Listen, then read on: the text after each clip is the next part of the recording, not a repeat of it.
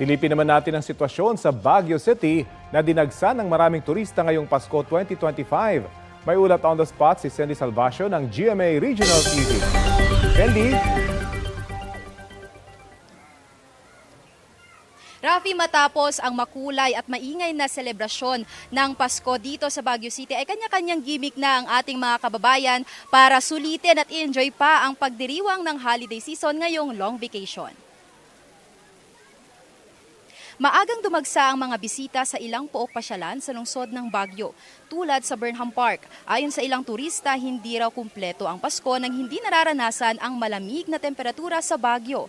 Matapos ang pagdiriwang ng Pasko, hindi naiwasan ang mga nagkalat na basura sa syudad. Nililinis naman ito agad ng mga street sweeper. At dahil trip ng ilan ang mamasyal ngayong nasa 16 to 23 degrees Celsius ang temperatura sa lungsod, paunahan ang mga motorista sa mga paradahan.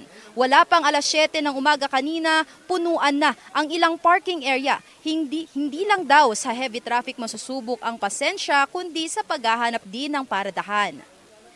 Rafi, kung pasyalan din lang ang pag-uusapan dito sa Barangay Irisan sa Baguio City, ay matatagpuan na ang isa sa mga kilalang pook pasyalan. Mistulang nasa United Kingdom ang dating mo dahil sa Windsor Castle themed na pagkakadisenyo nitong batong palasyo. Maliban dyan, Rafi, ay isa rin sa mga dinadagsa ngayon ng mga turista ang ilan pang mga pasyalan katulad na lamang ng Mines View, Botanical Garden, Ride Park at marami pang iba. Yan muna ang mga latest mula rito sa Baguio City. Happy holiday sa inyo dyan, Rafi. Maraming salamat at Merry Christmas, Sandy Salvacio ng GMA Regional TV.